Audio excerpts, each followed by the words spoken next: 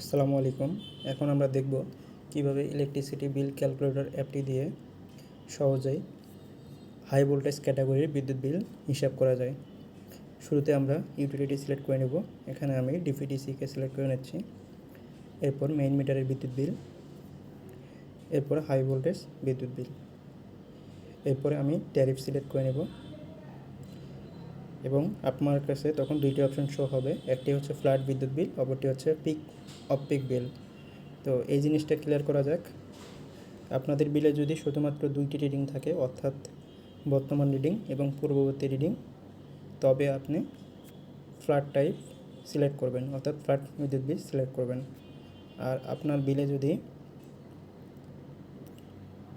Of peak unit এবং peak unit এভাবে আলাদা আলাদা থাকে, তবে আপনি off peak type peak off peak type select করবেন। আমি এখানে ফ্ল্যাট বিদ্যুৎ বিল সিলেক্ট করতেছি। এরপর এখানে বর্তমান মাসের ইউনিট, গত মাসের ইউনিট।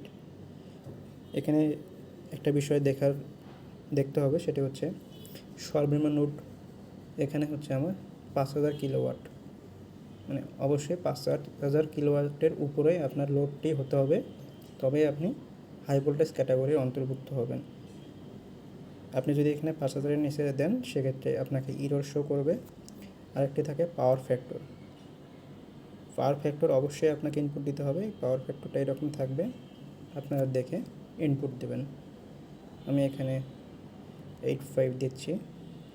এখন আমি যেহেতু এখানে 500 দিয়েছি, সেক্ষেত্রে এটি অনুমোদিত লোড ভুল দেখাবে।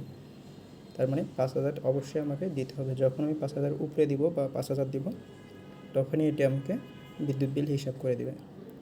যেমন আমার ব্যবহৃত ইউনিট, বর্তমান ট্যারিফ রেট এবং সের জন্য মোট টাকা, demand charge, power factor charge, VAT এবং সর্বসাকুল্যে আমার মোট বিদ্যুৎ বিল হিসাব করে সে আমাকে দিবে।